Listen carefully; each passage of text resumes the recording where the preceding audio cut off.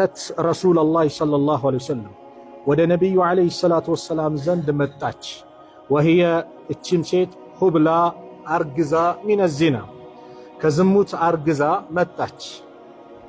ፈቃለት ብላም አለች ለነቢዩ ሰለላሁ ዐለይሂ ወሰለም ፈቃለት አለች ያ ረሱለላህ አንተ አላህ መልእክተኛ ወይ አሶብቱ ሐደን ማለት አይ ፈዐልቱ ማ ዩጂቡል ሐድ እኔ ሐድ ቅጣት የሚያስፈጽምበትን ስራ ሰርቻለሁ ማለት ነው። ሐድን እኔ አግኝቻለሁ ቅጣት የሚያስገኝብኝ ስራን ፈጽሜያለሁ ማለት አሶብቱ ሐድ ማለት አይ ፈዐልቱ ማ ዩጂቡል ሐድ ወአራደት ዚና ማለት ነው።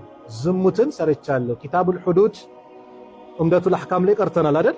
ህግጋት ቅጣት የሚያስከትልባቸውን ርዕስ ማለት ነው። እችም ሴት ምን አለች?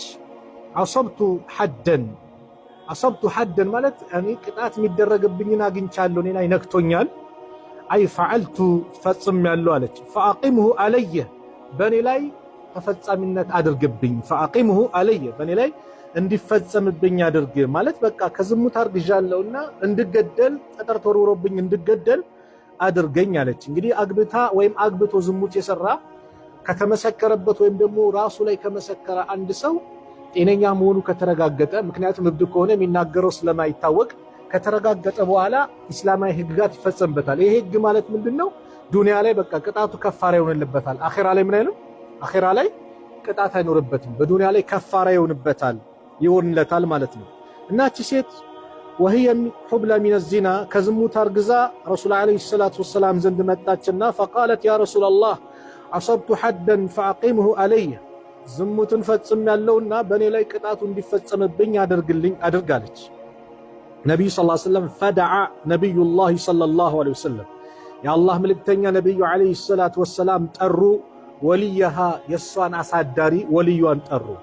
ፈቃለ ከዛም ነቢዩ አሉ አሕሲን ኢለይሃ ወደ እሷ መልካም ነዋል። አሕሲን ኢለይሃ ማለት በጎ አልላት። እርግዝና ላይ አይደለች በቃ ተንከባከባት እስክትወልድ ማለት ነው። አሕሲን ኢለይሃ ለእሷ በጎ መልካም ዋልላት። ፈኢዛ ወضዐት የወለደች ጊዜ ፈእቲኒ ቢሃ እሷን ይዘህልኝና አሉት። ፈእቲኒ ቢሃ በእሷ ይዘህልኝና ወደ እኔ አሉ። ፈፈዐለ ይህንንም ፈጸመ፣ ተንከባከበ። ምን አለ? የወለደች ጊዜ ይዟት መጣ ማለት ነው። ፈአመረ ቢሃ የአላህ ምልክተኛ ነቢዩ ሰለላሁ ዐለይሂ ወሰለም ፈአመረ አዘዙ ቢሃ በሷ ላይ ነቢዩላህ ሰለላሁ ዐለይሂ ወሰለም የአላህ ነቢይ ረሱል ዐለይሂ ሰላቱ ወሰላም አዘዙ። ፈሹደት ዐለይሃ ሲያቡሃ በሷ ላይ ልብሶቿ ጥብቅ ተደርጎ ታሰረ ማለት ነው። ፈሹደት ዐለይሃ ሲያቡሃ ለምንድን ነው ከተባለ ከጎንና ከጎን በደንብ ታሰረ፣ ልብሷ እንዳይወልቅባት ማለት ነው። ቅጣቱ ሲፈጸምባት አውራዋ እንዳይታይ ልብሷ በራሷ ላይ በደንብ ከጫፍ እስከ ጫፍ ታሰረ። ثم أمر بها ከዛም በሷ ላይ አዘዙ። ፈሩጅመት ተቀጥቅጣ ፈሩጅመት ማለት ተወገረች ማለት ነው። ተቀጥቅጣ ተገደለች። ثم صلى عليها ከዛም የአላህ መልእክተኛ ነብዩ ሰለላሁ ዐለይሂ ወሰለም እሷ ላይ ሰገዱባት ሰላተል ጀናዛ ማለት ነው። فقال له ዑመር ረዲየላሁ ዐንሁ አላቸው ቱሰሊ عليها ያ ረሱለላህ አንተ አላህ መልእክተኛ ወይ በሷ ላይ ትሰግዳለህን? ወቀድ ዘነት በእርግጥም ዝሙት ሰርታ ሳለ አላቸው። ፈቃል የአላህ መልእክተኛ ነብዩ ሰለላሁ ዐለይሂ ወሰለም አሉ ለቀድ ታበት በእርግጥም እች ሴት ተውብታለች ተመልሳለች። ተውበተን መመለስን ለው ቁሲመት ቢከፋፈል ኖሮ በይነ 70 ሚን አህሊል መዲና ከመዲና ሰዎች ለሰባ ሰዎች ማለት ነው። መዲና ላይ ከሚገኙ ሰዎች ለሰባ ሰዎች በእነሱ መካከል ቢከፋፈል ለወሰዓትሁም በበቃቸው ነበረ ተውበቷ። የመዲና ሰዎች ሰባ ሰዎች የሚያክሉም ተውበት ነው ያደረገችው እያሉ በጣም ትልቅ ተውበት ነውና በበቃቸው ነበር። ወሀል ወጀደት ራሷንም ደግሞ አግኝታለች አድርጋለች። አፍደለ ሚን አን አጃደት ቢነፍሲሃ ሊላህ ዐዘ ወጀል ነፍሷን ለአላህ ስብሓነሁ ወተዓላ የሰጠች ሴት ናት። ወሀል ወጀድተ ይቅርታ አፍዋን ወሀል ወጀድተ እዚህ ጋር የኔ ስህተት ነው። ወሀል ወጀድተ አግኝተሃልን ዑመርን ነው ታዋን ሱክን ሳደርግ ወደ ሴት ይሆናል። እዚህ ጋር ዑመርን ነው። ወሀል ወጀድተ አግኝተሃልን አሉት ማንን? ዑመርን። አፍደለ በላጭ የሆነ ሰውን አግኝተሃልን ሚን አንጃደት ቢነፍሲሃ ሊላህ ዐዘ ወጀል ለአላህ ነፍሷን ከሰጠች ሴት የበለጠ ከዚህ ሴት የበለጠ አግኝተሃልን አሉት። እቺ እኮ ነፍሷን ለአላህ የሰጠች ናት።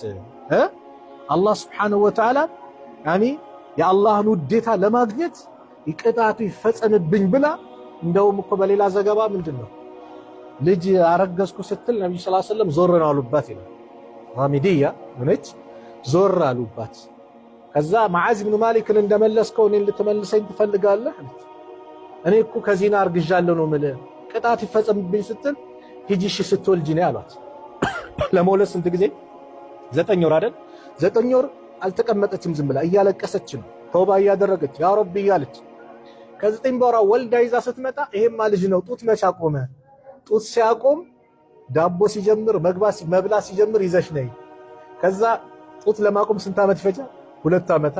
2 ዓመት ጡት ካቆመ በኋላ እንደዚሁ እያለቀሰች ምን እያለች ከዛ ዳቦ እንደያዘች አድርጋ ልጇን ይዛ መጣች። በእጁ ዳቦ አስይዛ የዛኔ የሚፈጸምብኝ አለች።